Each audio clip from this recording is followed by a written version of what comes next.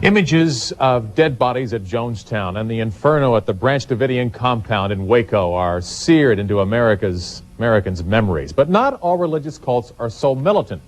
Instead of guns, some use the gospel as their weapon. That's the allegation against one local church at the center of a visitation battle involving a little Indiana girl. Call 6 reporter Jim Parsons has been investigating the story for months, and he's here to tell you what he knows about it. Well, Clyde, 5-year-old Courtney's parents are no longer together. Her mother has legal custody and her father has weekend visitation rights.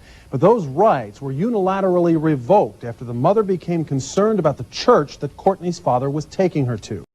It's all part of the wrenching, emotional struggle for Courtney's soul.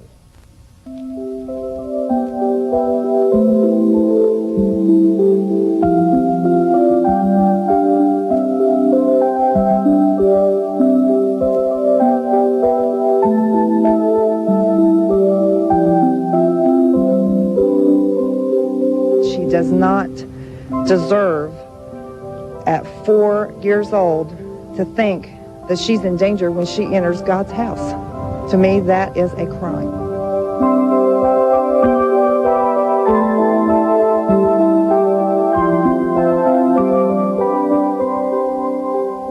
She is beautiful to behold, an innocent whose only worries should be about her doll. But little Courtney has a worry usually reserved for adults, her relationship with God. Courtney's grandmother first noticed it one day last year. And she looked out the window and turned and looked at me and said, "Nanny, I need to get back to Daddy's church because God doesn't know where I am." Her daddy's church is the Potter's House in the Irvington section of Indianapolis. And while Courtney believes this is where God lives, she now says she never wants to return. Why don't you want to go back? Because I think they're going to do it again if I go back. They're going to do what? Scare me again. It was on Courtney's 4th birthday that she says she was terrified inside Potter's House. She attended Friday night service here, as she did whenever her father, Shane Hyde, took her for weekend visitation. But this time, Courtney arrived home troubled.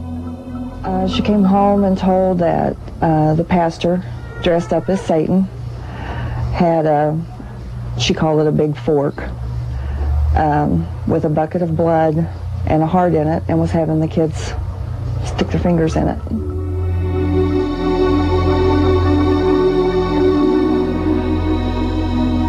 Courtney's memory of the night remains clear. Then he scared me when he yelled. What did he yell? You will never get your hand out again. The Potter's House pastor doesn't deny he orchestrated the devil and blood skit. In fact, he defends it. That's the problem with this generation right now, is that people do not understand fear. There's a certain amount of fear that's good. But Courtney's mother saw only bad things happen to her daughter after that. She became clingy, scared of men, nightmares, really acting up. And she would talk about death all the time, how she was prepared to die. And how the dog... So Jody sent Courtney to counselor Tom Bontrager. He diagnosed Courtney as suffering from post-traumatic stress syndrome.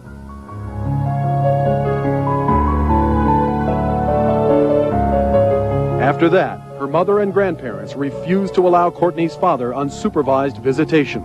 They call what happened to her abuse. I mean, you can take a child and break an arm or leg, and they're over in 6 weeks. Everything's fine.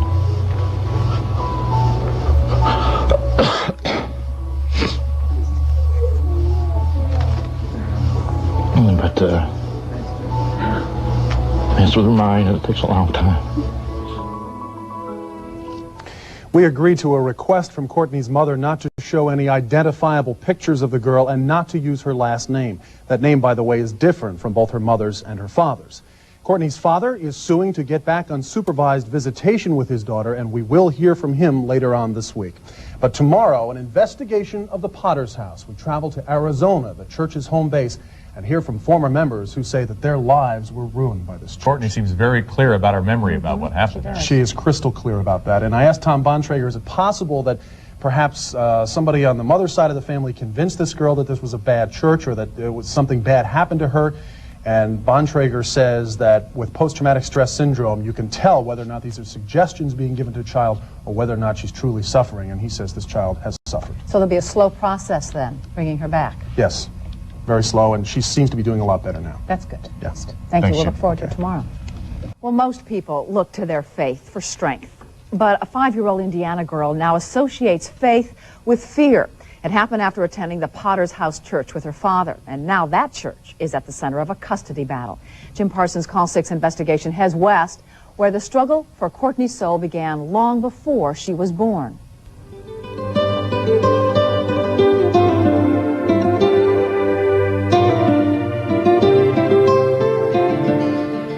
Arizona, the Grand Canyon State, home of the Red Rock at Sedona, the saguaro cactus in Tucson, and the Potter's House in Prescott. This is where Wayman Mitchell started his worldwide Pentecostal movement 26 years ago. Not really human. I'm a disciple. I'm not really human. I'm beyond that. I'm above that. I am a disciple of God. I am called of God.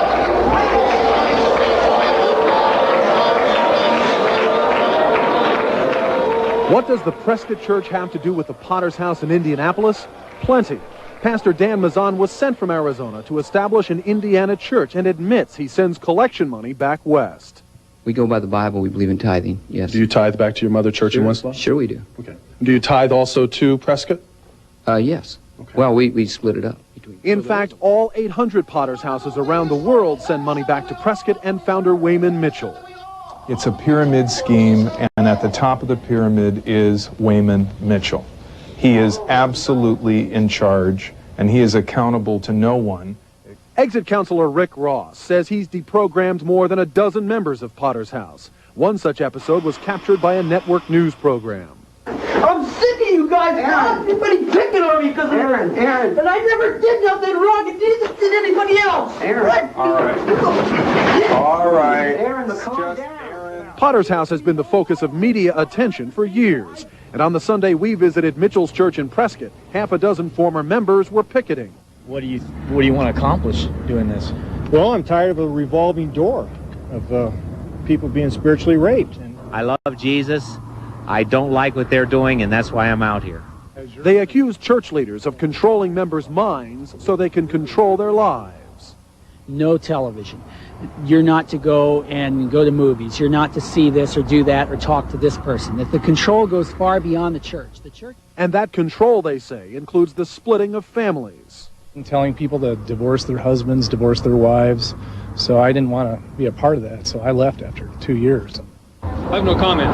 No comment? No comment. As Potter's House members left Sunday service, we tried to ask them about the allegations against their church. Only one was given the okay to talk with us. I don't know what their point or their agenda is, but... Well, they say that this church is almost a cult. Well, I'll have to disagree with it. I've been coming here for about 20 years, and I've never felt cultish at all. Can I ask you a question, sir? Potter's House founder Wayman Mitchell avoided our questions, but in his last television interview 8 years ago, he denied that he's a cult leader. These people are free to associate with whoever they want to associate with. We do not control these people's lives. You ask any of these people, that's a lie. But in Indiana, there is a 5-year-old girl with a different view of Potter's House. Would you ever go back there again? Why not? Because it's a bad church. And little Courtney is in the midst of a legal battle involving that church and her father's visitation rights. Those rights were cut off because she was diagnosed with post-traumatic stress syndrome after the local pastor dressed up as the devil and made children put their hands in a bucket of blood. Tomorrow, a Marion County judge is handed the struggle for Courtney's soul and some incredible stories from a former Potter's House pastor about what happens to members who try to leave the church. And it was interesting, Jim, to see the faces of the former members. I mean, there was so much conflict on those faces. Yeah, there was. As a matter of fact, they've even formed their own support group. And now, because they're being sued by Potter's House, because Potter's House doesn't want them on their property for Sunday services while they're picketing, they've gotten an injunction against the protesters, and now they've even formed their own defense fund. Do you know, is it a regular thing to picket in front of this church, or did they know you guys were going to be there? And, well, they say they picket very often. As a matter of fact, they usually picket the Flagstaff Church They had heard that we were going to be in Prescott that day, so that instead of doing the Flagstaff Church that day, they decided to come down to the Prescott Church. But they do picket so regularly, as a matter of fact, that they've gotten a court injunction against them from doing that at the Flagstaff Church. Very vocal. Yes. Very interesting. Thank you. See you tomorrow. Okay. A Marion County judge is expected to decide this week whether a 5-year-old girl can return to a controversial church. As Call 6 reporter Jim Parsons tells us, she and the church are at the center of a custody battle. And tonight, a former church pastor adds words of warning to the struggle for Courtney's soul. Shane Hyde arrived at Marion County Juvenile Court recently to pursue a legal battle close to his heart and soul. He's fighting to get back unsupervised visitation with his 5-year-old daughter, Courtney. That visitation was denied him by Courtney's mother. But I don't want him to be alone with her, because I know that he'll brainwash her, try to. See, they've never been to my church, so, we've invited them, and they've never come out, so they really don't have any say-so. Cult Awareness Network, can I help you? But they did contact the Cult Awareness Network in suburban Chicago and learned the organization has a thick file on Shane's church, the Potter's House. They have been criticized for being very authoritarian. They have been criticized by some Christian cult-watching ministries for their doctrinal inadequacies. Lee Stubbs knows the inner workings of Potter's House. Now a student at the University of Arizona, Stubbs was a Potter's House pastor for 20 years. Last year, he and his wife walked away from the church, but it wasn't easy. It's almost a threat. If you leave, you'll be out of the will of God. If you leave, you'll destroy your destiny. Them leaving the fellowship is the same as leaving the kingdom of God. And once he did leave, his car tires were slashed and windows broken. Lifelong friends turned on him. You are dehumanized. And so when you run into someone from the church and they see you, they no longer see you as Lee or Courtney. They look at you and say, oh, there's the slime bucket. There's the enemy of the cross. There's, Satan's agent. And that wasn't all Stubbs was called. He kept a list. Benedict Arnolds, bent, warped, violators, twisted, died in the harvest, slime buckets, wicked, spirits of hatred. Known as Potter's House in Prescott and Winslow, Arizona, Christian Fellowship Ministries also goes by another name. It's called The Door in Tucson and Flagstaff. But whatever the name, all 800 churches worldwide, including Potter's House in Indianapolis, are connected. The community should be concerned, and people should be very careful and consider the group's history and explore that history before they become involved. Courtney's mother explored that history after the girl was subjected to a church skit involving the devil, blood, and a heart. She refused to allow her daughter to return to Potter's House. They caused my child harm, and I just want to make sure she don't have to go back. Courtney's father accuses his ex-girlfriend and her parents of contempt of court, saying their actions had more to do with their disapproval of him than of his church. And God changed my life, and for the better. And I'm trying to instill that in my daughter, things of righteousness, and they're still coming against me. A mother, a father, and a church. And caught in the middle, a child. And if the judge does decide that Courtney can come back to church here with her father, she would be coming to this building, the old Sheridan Theater on East Washington Street. Potter's House is currently located in Irvington, but the congregation is planning to move to this facility within the next few months. They got zoning approval for that. And this is a much larger facility. So, Clyde, just one sign that this congregation may be growing here in Indianapolis. I was going to ask you, how extensively is the church seeking new members? Very extensively. They do sidewalk preaching on Saturdays. They post flyers around the east side whenever they have revivals. And most recently, they've been trying to get the pastor, Dan Mazzon, and his wife have been attempting to form a Bible club at IPS's Harshman Middle School. So far, the principal there has resisted those efforts, but we are told dialogue is continuing to form that Bible club. All right, Jim, thank you for that report. All right.